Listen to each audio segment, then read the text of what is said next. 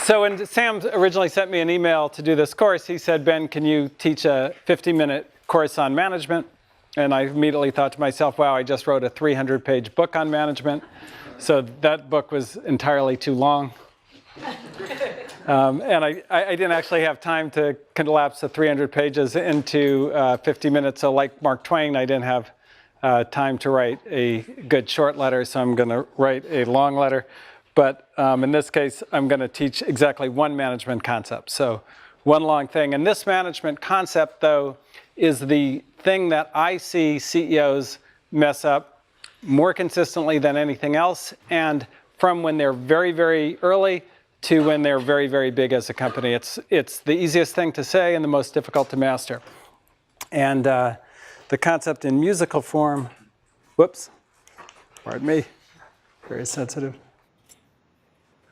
So in musical form, this is from Sly and the Family Stone. Sometimes I'm right, and I can be wrong. My own beliefs are in my song. So, no difference what group I'm in.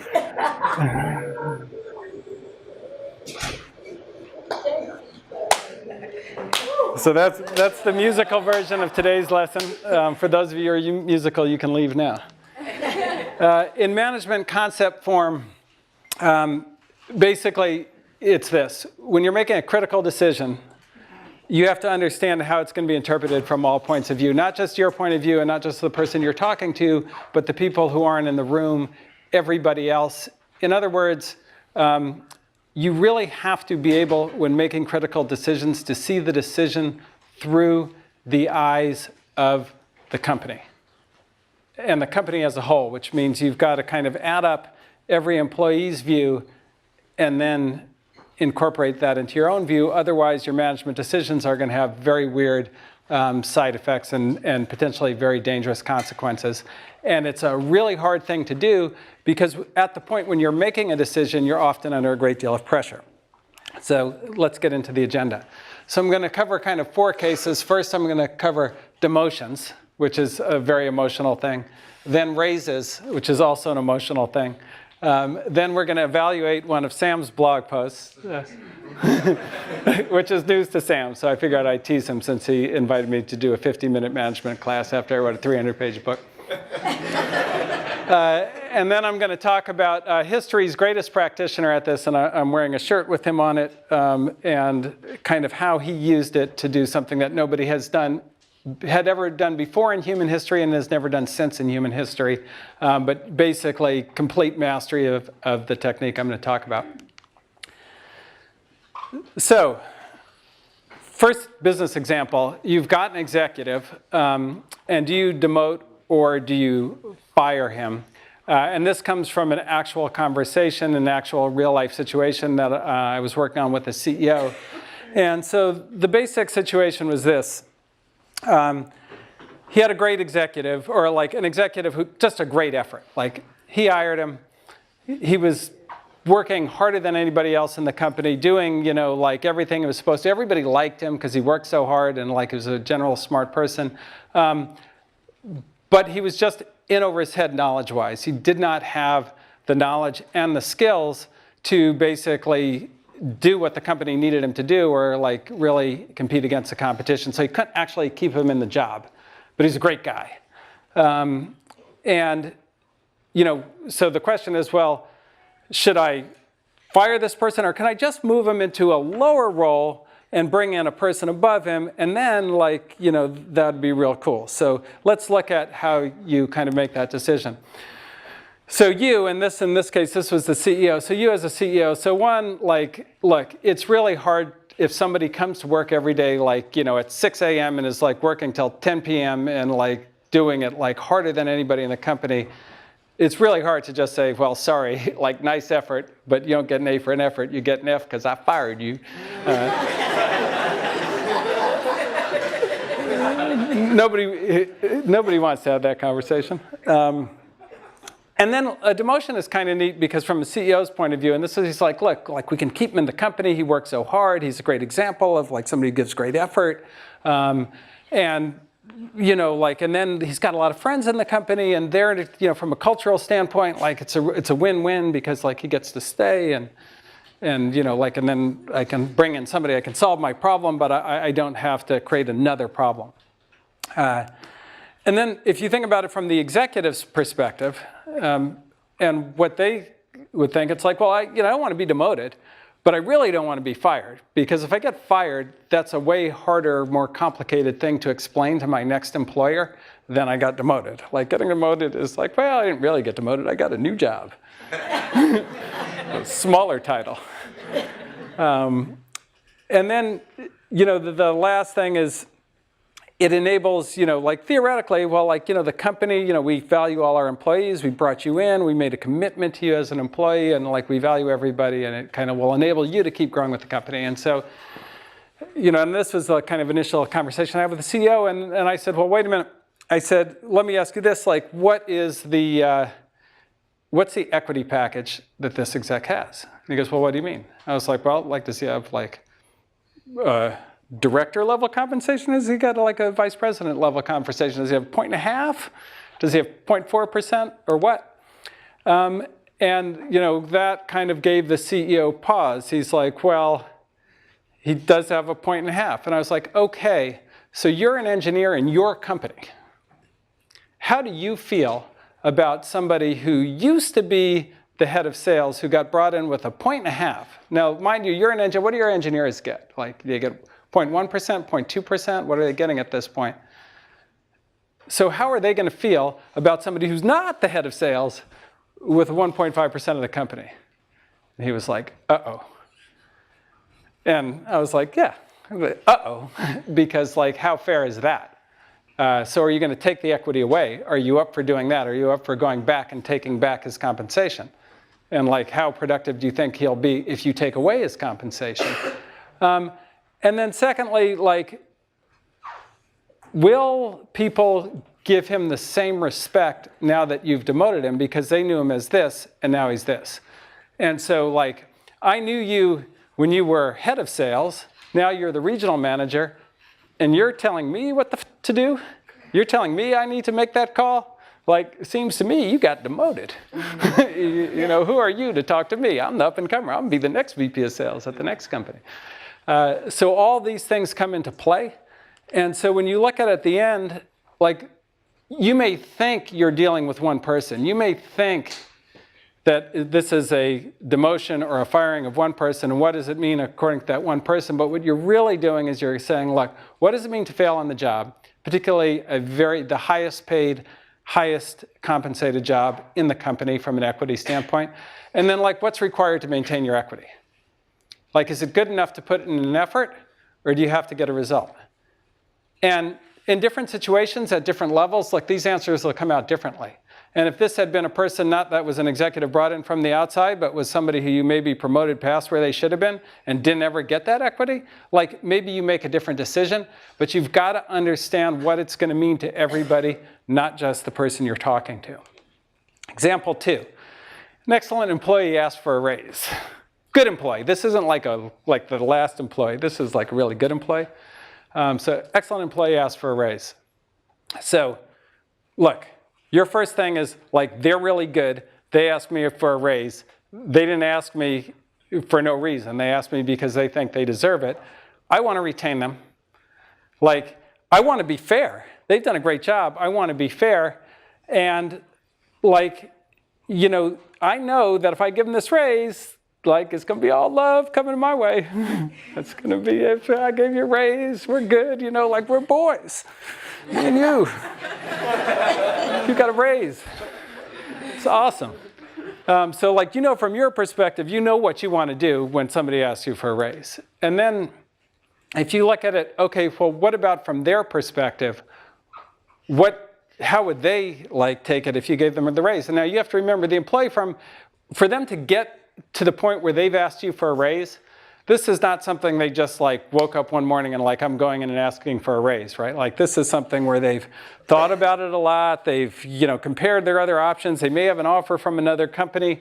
It's something their spouse probably has been talking to them about.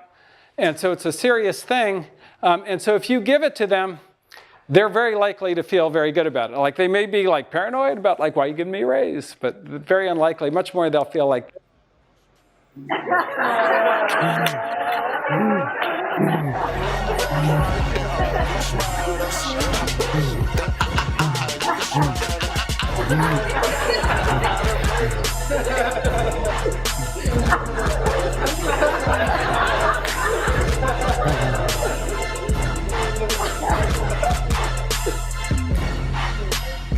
I'm sorry, I have to just let the whole thing play.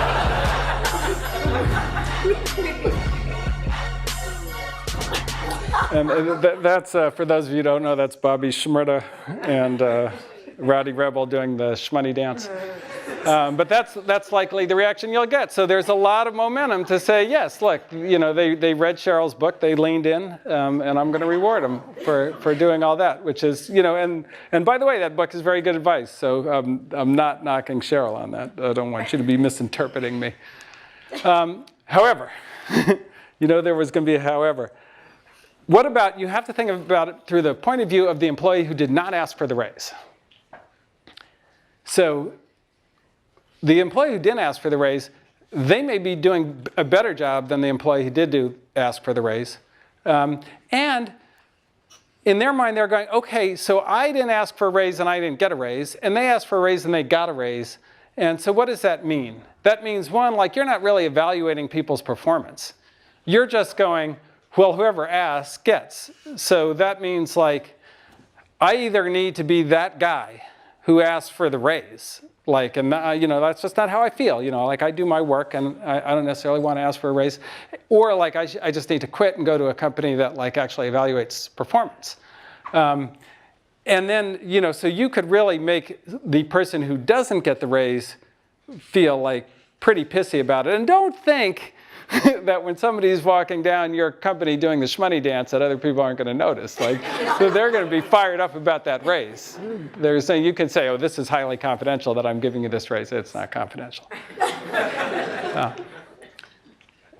And then the cultural conclusion is going to be everybody in your company is going to feel that they now have a fiduciary responsibility to their family to ask for a raise all the time. Because if they don't, then they may be missing out on a raise that they would have otherwise gotten.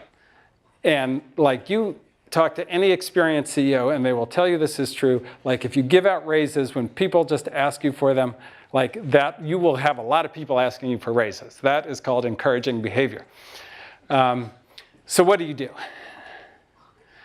And really the right answer on raises is you have to be formal. And you have to be formal to save your own culture.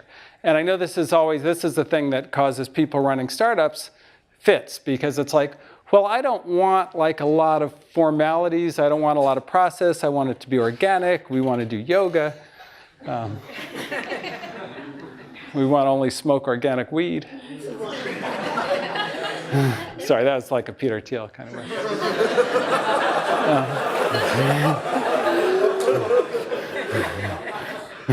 Peter got very focused on who was smoking weed a little while ago.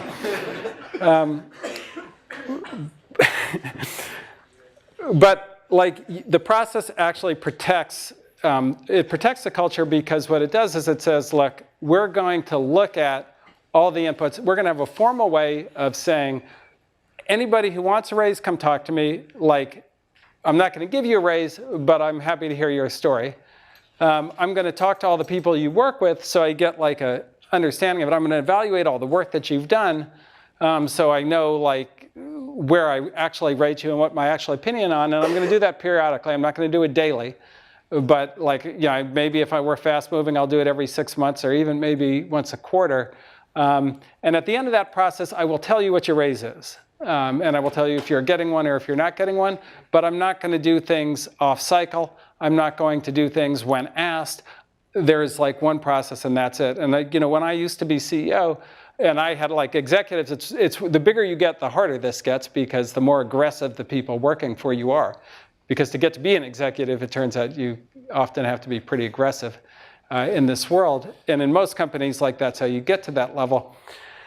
You know, I would go, look, you can lobby me all you want, you know, after the process is done and I give you your raise, but you know what? I'm not hearing it, because I already went through my process. I got your input going in. I got everybody else's input. I've got so many people. I've got so much money, and you got what, like, I believe is right. And having a process like that basically gets people to be actually more comfortable. They're more comfortable because they don't have to always be on edge about, like, am I asking for what I deserve? Or am I getting, like, aced out because of who I am, what I look like? I'm not buddy-buddy. I'm not at the golf course with you, or I'm not doing whatever you like to do. Or, you know, I don't have to worry about any of that because I know your process. I know your process is, like, you're going to evaluate everybody, and then you're going to give them what's fair. And so that's a much better way to handle that. And it means that you're actually understanding what everybody thinks, not just the people you're talking to at the moment. Okay, so now we're going to get into some fun stuff. We're going to evaluate Sam's blog post, which is actually, there's some very good things in it. And then there's some things I'm going to discuss. So this is the excerpt. Most employees have only 90 days after they leave a job to exercise their options. Unfortunately, this requires money to cover the strike price and the tax bill, and I'll explain this a little more later, but I want to read it first. For the year of exercise, blah, blah, blah. This is often more cash than an employee has, and this is the key. And so the employee often has to choose between, like, leaving the job and walking away from the vested options, i.e. the money that she has because she can't afford to exercise, or being, like, locked into staying at the company basically for all the wrong reasons. It's a particularly bad situation when an employee gets terminated. And I'll get into that, and that's a really key point. This doesn't seem fair. The best solution I've heard is from Adam D'Angelo, a very, very smart guy at Quora. The idea is to grant options that are exercisable for 10 years from the grant date, which should cover nearly all the cases, you know, whatever happens with the company. There are some tricky issues to this, blah, blah, blah. But it's still far better than just losing the assets. I think this is a policy that all startups should adopt. So our question is, well, like, was Sam right? Is this a policy that all startups should adopt? So let me first explain again what the policy is. So currently, the way almost every stock option package in Silicon Valley works, and in all of startup world, is this, that your stock vests, you get stock, it vests over a period of time, but if you leave the company, when you leave, you have, and it depends on the company, but I think it's 90 days to exercise. So yeah, so 90 days. And if you do not buy your stock in that period, it's gone. Like, it's not yours anymore.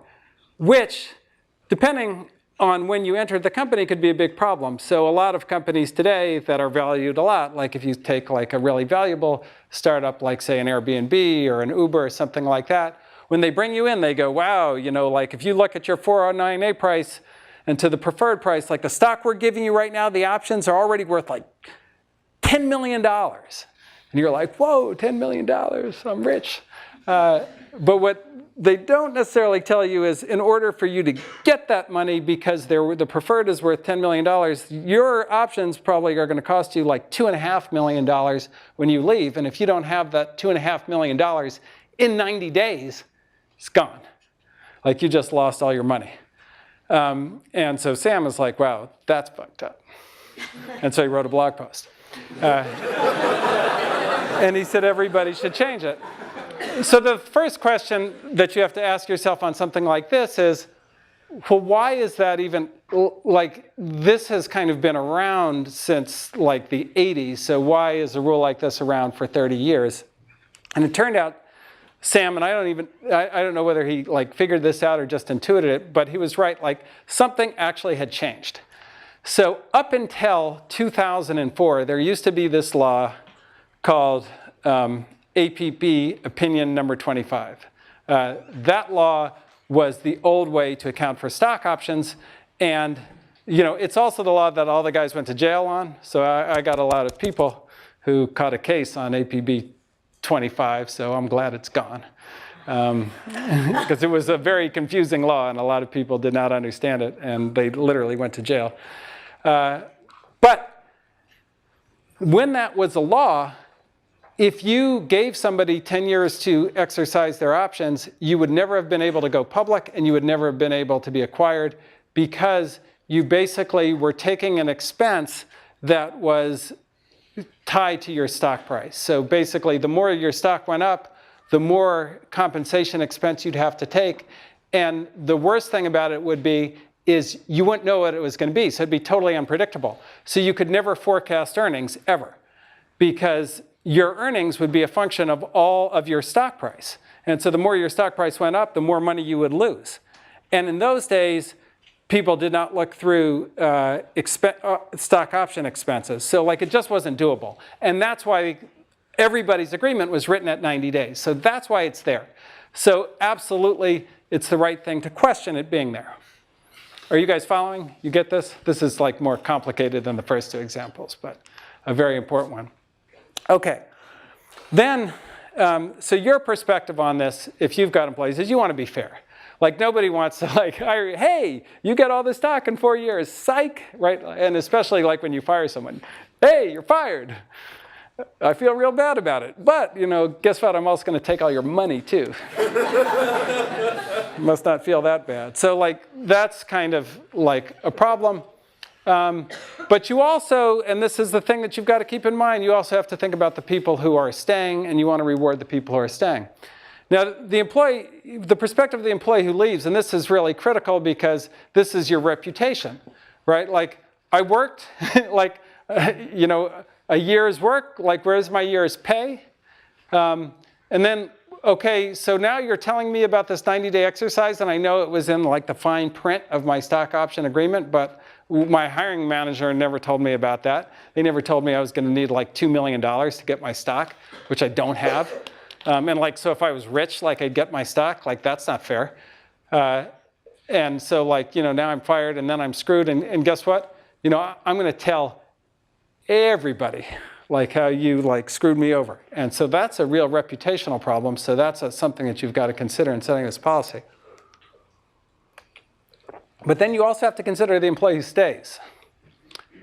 And one thing that they're going to ask themselves is, look, they're leaving. And every time anybody leaves, is it like, was that smart? Like that's something you, because these are people who, right, your employees know each other better than they know you. In any company, I don't care what company you are, but like often the person they're really working with is going to be the person they know more. And so if that person leaves, they're going to go, well, like should have I left too? Like, what did they get, and how does that compare to my deal? And so, like, if we look at the situation and we try and analyze it, there's a lot of components to it. So first is, like, companies tread a lot of people around here. And I think, like, really the average is somewhere around 10%. It's probably getting higher, particularly if you're in San Francisco, it's getting higher, just because of the nature of the culture there. And then Silicon Valley companies dilute like 6 to 8 or even 10% a year for employee options. And you have to keep in mind that as mean as it may be, if that employee leaves and can't exercise their options, then those options come back to the pool where you can potentially give them to people who are already there. So you're actually taking less dilution. So that's something that you have to think about. I'm not saying you have to act on it, but it's something that you have to think about it. Then secondly, look, losing all your stock is a very big incentive to stay. And that can be good news or bad news, right? Like it can be good news in that like you get to keep somebody who you might have lost. It can be bad news in that you kept them for the exact wrong reason, right? Because they have handcuffs on them. And so, you know, you may get like an employee who's worse than not having an employee. But on the other hand, a 10-year option on a highly volatile security, for those of you who have taken that class, anybody taken that class, that's valuable, right? 10 years, options are volatility and length. That's the value of an option. Well, 10 years on a startup stock, that's a big valuable thing. And then remember, the employee who stays doesn't get that. The employee who stays just gets a stock. They get that, but they don't get the new job and the new stock. So they get one thing, but they don't get both things. And so you've got to weigh that in. So this is a hard one. Like, I think that it should be reevaluated by every company. I I wouldn't go as far as to say that it should be adopted by every company. I think you have to think about what you want. And I would just offer kind of two alternative cultural statements. One is, look, we treat employees with the utmost straightforwardness. We're going to be fair. And therefore, like, you get 10 years to exercise your stock. And like what we said we're going to give you, you're going to get regardless of how rich or poor you are. Like, that's just a done deal. The second way to handle it, which is, and no companies do this, which is why I actually really like this post that he wrote. Look, you can say up front, look, you're guaranteed to get your salary. But for your stock to be meaningful, like these are the things that have to happen. One, you've got to vest. Two, you have to stay until like we get to an exit, like the company makes it. Or like you've got to have the money. And like finally, like the company's actually got to be worth something, because 10% of nothing is nothing. And look, the reason that we set the policy this way is like we really value people who stay. So don't join this company like if you're going to join another one in 18 months, because like you're going to get screwed, and like our policy like guarantees you're going to get screwed on that. And so like those are two ways to handle it. It really depends on like you and how you want to run your culture. But again, with all these things, it's just critical to think it through from everybody's perspective, because when push comes to shove, that's going to matter. It's going to change the outcome of your company. I'm actually revising my recommendation slightly. Let's hear it. No, I just think there needs to be more incentive to stay through the Right, so you could add a stay gets, incentive. If someone gets fired, I still think they get screwed a lot of the time. Well, the other thing that's really important that Sam pointed out is like the distinction now is how much money you have. Right, if you've got the money, you don't get screwed. You walk away with you can buy your stock. You do take some risk, but you can buy your stock. If you don't have the money, you don't have the money. Okay, so now we're getting to the person on my shirt, Toussaint. He was the best at this, and I want to take you through some examples because they're very powerful. Okay, so first of all, about Toussaint, he was born, the thing to understand about him is he was born a slave. But he wasn't just born a slave, he was born a slave in the most brutal place to be a slave, which was in kind of then the colony of Santo Domingo, now referred to as Haiti. But this was actually a much more severe form of slavery, as were kind of all the sugar growing areas than even US slavery, which is historically a very brutal form of slavery. And just to give you some numbers on it, basically over the course of slavery, some like 400 years, 1 million slaves were brought to the US, and at the end of slavery, there were 4 million slaves in the US. In that same period, to the sugar-growing countries in the Caribbean, 2 million slaves were brought over, and at the end of slavery, there were 700,000 left. So from just a quantitative perspective, like nearly 10 times more brutal. And I'm going to read this to you. I don't know if I quite have time, but I don't care. But just to give you an idea, this isn't just like a quantitative thing. I'll read you sort of a description of slavery in Toussaint's area. Whipping was interrupted in order to pass a piece of hot wood on the buttocks of the victim. Salt, pepper, citron, cinders, aloes, and hot ashes were poured into bleeding wounds. It's not to heal them, this is to make it worse. Mutilations were common: limbs, ears, and sometimes private parts, to deprive them of the pleasures which they could indulge without expense. Their masters poured burning wax on their arms and hands and shoulders, emptied the boiling cane sugar over their heads, burning them alive, roasted them on slow fires, filled them with gunpowder and blew them up with a match, buried them up to their neck, and smeared their heads with sugar that the flies might devour them, fastened them to the nest of ants or wasps, and made them eat their excrement, drink their urine, lick saliva of other slaves. One colonist was known in moments of anger to throw himself on his slaves and stick his teeth into their flesh. So that's the slavery that he grew up in. And it's really important to understand this, because to get out of that perspective was not easy. But he had a vision, and his vision was kind of threefold. One, he wanted to end slavery. Two, he wanted to actually take control of the country and run the country. And thirdly, he wanted it to be a first-class, world-class country, not just like something where he had freed the slaves, but something that could compete on a worldwide basis. And so that was his mindset going in, but that was the background that he came from. So management example one, conquering the enemy.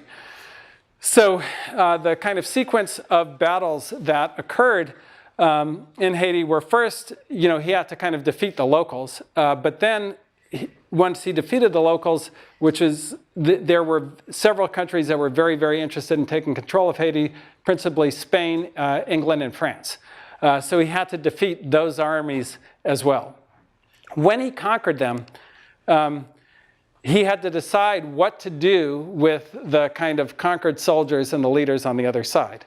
And to do this, he really took into perspective kind of three different points of view. One, his soldiers' point of view. Two, the enemy's point of view. And finally, the point of view of the resulting culture. Like, what kind of country was he building? Because the army was going to be the seed corn for the culture of the whole country. So from the soldiers' perspective, and I get this, do we get to pillage? Like, soldiers like to pillage. They get stuff. It's something for their work. And like the second thing is they're trying to kill us, so we should kill them. Like, that's a basic perspective of the people who are fighting for him. So the most important people to Toussaint. Now, I put pillage up there, and so a couple of things to note. One, I didn't put rape up there, and very interestingly, like, not only did he not allow rape among his army, but he didn't even allow his officers to cheat on their wives. And if they did, he'd get rid of them because he was so concerned about the resulting culture. What was it going to be? Was it going to be productive? Was it going to be best in world? Or was it going to be something less than that? And so that was his mindset going in. His army was actually famous for not pillaging. So they were actually already used to this. They were famous for not pillaging. And this was one of the most surprising things to the conquered people, to the point where in Haiti, he had a reputation where even the white people were like very impressed with him just because he would go in and go into their city and not pillage, even though he would win. But again, this is because he took a long view of the culture. So, and this is a kind of important subtle point which gets him to his conclusion, but he believed that the culture of Haiti, because it was a slave culture, sugar plantation culture, was just pretty low grade to what he had experienced in Europe when he dealt with the Europeans. And then he thought that slave culture was even more broken than Haitian culture, because if you think about slave culture, it's like the kind of culture where, oh, you don't do what I tell you, I'm going to beat you to death, I'm going to blow you up with gunpowder. If you think the kind of behavior that ensues from that, that was the culture he knew he needed to replace. He knew he needed to upgrade. So his solution was, when he conquered the British, or he conquered the Spanish, or he conquered the French, he would take the very best people from there and he would make them generals in his army. So you probably didn't expect that. So here are the guys trying to kill him. He's leading a slave revolution. And when he conquers the enemy, he actually incorporates them into his army and makes them part of that, because he wanted the expertise and he wanted the culture to be at a much higher level. So the second question he had, this is even more complicated. What do you do with the slave owners? So you're leading a slave revolution, you take control of the country, what do you do with the slave owners? Three perspectives again. So for the slaves, like, come on. Like, if you're a slave and you win the war against the slave owners, like, you want to kill them. There is no question. And not only do you want to kill them, but like, that's your land now. Like, we won. Like, F you. From Toussaint's perspective, it was more complicated because he wanted Haiti to be a first world country. And sugar was really important. And the whole slave economy was a sugar economy. Then, on the other hand, he was a slave, and he's got to be pretty upset, particularly given the type of slavery. But he had to consider, he didn't know how to run a sugar plantation. And then, he didn't have any business relationships on who to trade the sugar with. But on the other hand, war, you win the war, you get the land. That's a pretty, basic rule. So what to do? And then if you look at the slave owner perspective, it's pretty interesting because they're coming at it from and this is the point of view that he actually had the discipline to understand. They were coming from a cost structure that was predicated on slave labor. So like their business didn't work without slave labor. Like literally, if they had to pay people, like their cash flow wouldn't work. They paid a lot of money for the slaves up front, and they paid a lot of money for the land. So in their mind, like to run it, like that was like, that's how business worked. Like you can't just like change the economics and have it still work. And then they knew they had like some power because of the position they were in. So what was the answer for the slave owners? So the solution was like, 1, I'm going to end slavery. 2, I'm going to let the slave owners keep their land. 3, I'm going to make them pay their workers. So there are no more slave labor. You have to have paid workers. But in order to fund that, I'm going to lower their taxes. You guys ought to be kind of impressed with that. Like lower the taxes of the slave owners after you defeat the slave owners and like end slavery. But he had a bigger goal. He wanted a stronger culture. The way he treated those slave owners, the need to keep the economy going was important. And then like, let's look at the results. So first of all, Toussaint's revolution is the only successful slave revolution in the history of mankind. There's never been another one. There may never, hopefully, we won't have slavery in a big way, and there won't be another one. So like, he's it. 2, the plantation owners kept their land. 3, he defeated Napoleon. He had a booming economy and a world-class culture. Under Toussaint, Haiti had more export revenue than the United States. So that's how successful he was in the revolution. And this is the power of looking at a situation, not just from your point of view, but from the point of view of all the constituents, even the people you hate, which is hard to do when you're CEO and harder to do when you're leading a revolution. So just look, in conclusion, the most important thing that you can learn as CEO, one of the hardest things to do is you have to discipline yourself to see your company through the eyes of the people that you're working through the eyes of the employees, through the eyes of your partners, through the eyes of the people who you're not talking to and who are not in the room. Thank you. And I'll take questions. Yes, sir. How is your plan to demote an executive in the company? What is the best way to handle the conversation with him and her? And how do you communicate the message to the rest of the employees? Because they might be fearful, but they can also suffer the same fate. Right. So this is a great question. Yes. So the question is, so if you've got to fire or demote an executive, 1, how do you have the conversation? And then 2, like, how do you explain it to everyone else? Because like, it's clearly some kind of failure. You failed on hiring, you failed on integrating, they failed at their job, like it's a failure.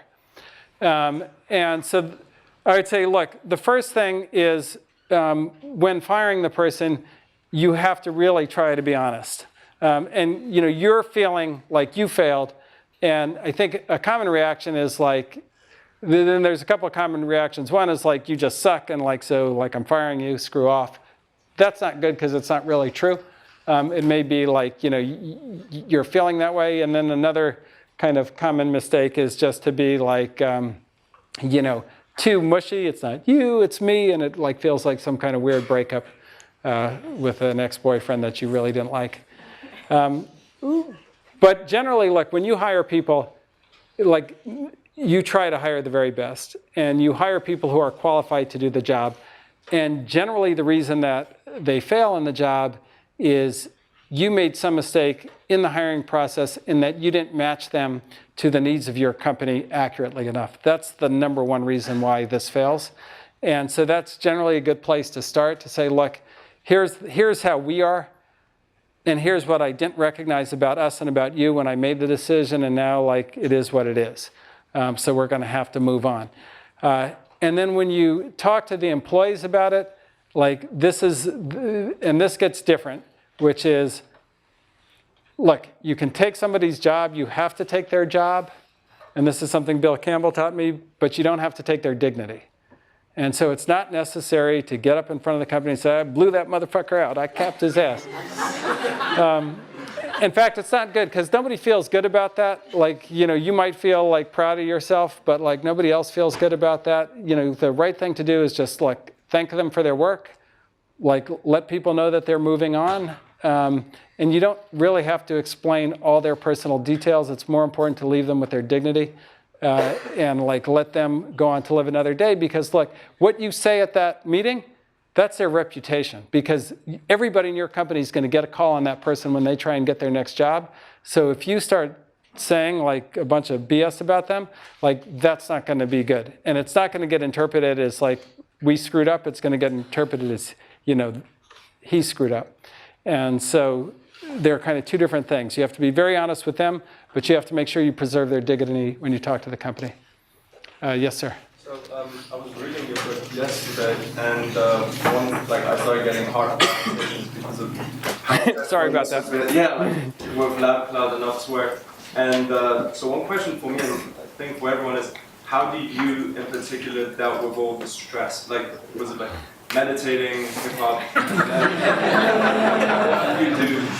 So the question was, how did I deal with all the stress of being CEO?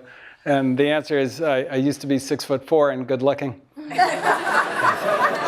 So clearly not very well. I get asked that a lot, and I really don't have a great answer for it. I mean, I think that I have a wonderful wife who's sitting right here, so I'll say that. So if you're married to somebody who's supportive, that makes it like 1,000 times easier. If I wasn't, I would definitely probably be dead. But the one thing with stress is you've got to keep your focus on what you can do, not what happened to you. And it's a really hard thing to do because it's constantly, and people are always asking you about it, like, what the fuck are we going to do? We're going to die. We're running out of cash. It's all going to be over soon. But you can't focus on that. You have to focus on, okay, like, what are my options? What can I do? And where can I go? And the better that you are at that, the kind of higher your chance for success. Yes? How did Toussaint get the French journalists to work for him? Like, what was his pitch? Oh, so this is a great question. How did Toussaint get the French generals to work for him? And the reason was they were so shocked that he didn't kill them. Because he was like, their perspective is, we're fighting the slave army, we're fighting the savage army. They're going to kill us. And so when he said, look, we're not going to kill you, that was such a shock to their system that it completely reoriented their whole way of thinking. And they actually became much more loyal to him than they ever were to France. And he actually borrowed that technique, interestingly, from Julius Caesar, who he had studied. He was a very unusual slave in the sense that his owner recognized how smart he was and put him in the library because he wanted Toussaint to eventually run the plantation for him. And so the person that he studied most of all in his master's library was Julius Caesar. And so he borrowed that technique from him, but applied in a much kind of more dramatic context. And so his army was kind of, he had British, French, Spanish slaves, and mulattoes who, most of the mulattoes in Haiti at that time were pro-slavery. So that was another issue. But his leadership was so great, everybody wanted to join him. Yes? How do you incorporate that same ideology into people who were previously against you on your side? Yeah, so, and it's different in different ways, but a lot of it, his whole strategy, the question was, how do you get people, how do you incorporate Toussaint's ideology and get people who are previously against you on your side? And I would just say, like, what he did in general is the right thing, which is to basically, you have to show them a better way.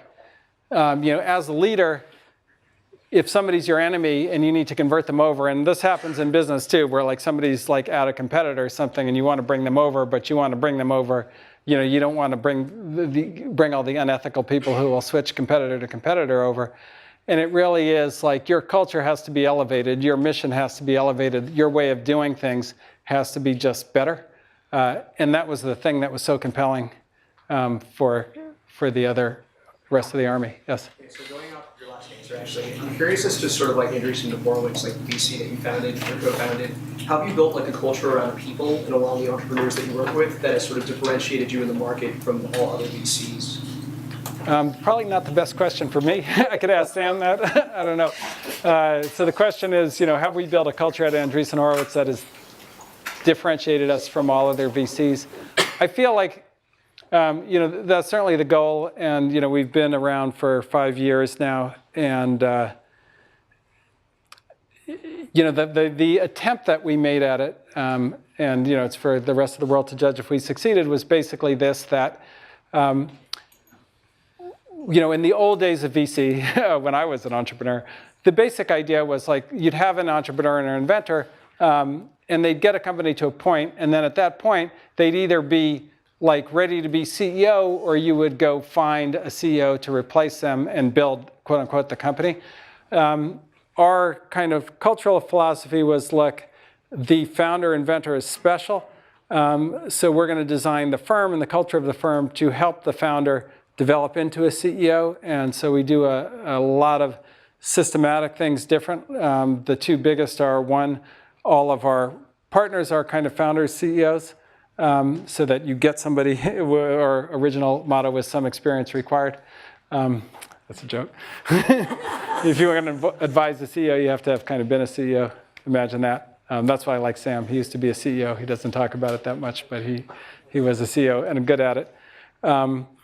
And then the second part is that a professional CEO would bring in the old days, is a network of just tons of people that he would know, from like all kinds of guys who bought technology at big corporations to like important partners in the field, like guys like Google and Facebook, to people in the press that he or she might know, and so forth. And so we try to basically build that network on your behalf at the firm, and I think we do a better job of that than anybody else. So those are the way that we try to be different. One more question. Yes, one more question. Yes, the front row. It seems like putting yourself in other people's shoes is very important in management. So can you give us some tips to do it in daily life? Yeah, so putting yourself in other people's shoes is difficult in management. Can you think about how to do it in daily life? It's hard. It's hard in daily life. It's even harder in management because it's the stress of the moment, right? Like a great employee is asking you for a raise. It is very hard not to respond. Because like you do not want to lose them, and like they're not asking you for a raise randomly. They're asking you a raise for a reason. And so to say, okay, particularly if you don't have a process in place to go stop, like back out. I would just say, and it's a key thing in being a leader, is you've got to pause yourself. Like if somebody comes to you with something that you know is important, but you want to feel like, when you're a leader, you want to feel like you have all the answers. Like right now, you guys are asking me questions. If I don't know the answer, I'll make something up. Because I want you to think I'm real smart. And it's important, I'd say the most important thing is to pause. Like, so if you know something is really important and you haven't thought it through, it's just to say, look, I'm taking this really seriously, but I have to pause because I have to think it through from all perspectives, and I'm going to come back. And I end up doing that a lot, just because there are a lot of things that you run into that you haven't seen before. And I'll tell you, most CEOs, including myself, learn this the hard way. You walk in, you kind of step in it like 3 or 4 times. You go, okay, I'm going to sneak away with this. Nobody's going to see me give them the raise. I'm going to do it, and it's going to be all under the covers, confidentiality, baby. And then like it comes up and it blows up in your face 3 weeks later, and you're like, oh my God, like what have I done? Or 3 months later, or even a year later. And then, once it's a year later, it's a huge problem. Like, so you've taken what's a little emotional problem and you've turned it into a forest fire. We call it like the kimchi problem. The deeper you bury it, the hotter it gets. It's a Korean joke. But it takes practice. I would say it takes practice, and it's very difficult to do. And I'd say, like some of the my friend Bill Campbell, this is his big skill. Like this is what he's so great at. People always try and describe him to me and I'm like, that's not him at all. That's not what he's good at. Like, he's not good at that or that. He's good at this. He's good at seeing the company through the eyes of the employees. And it's, like I said, if you're good at that, you'll be very likely an elite leader. So thank you. Thank you.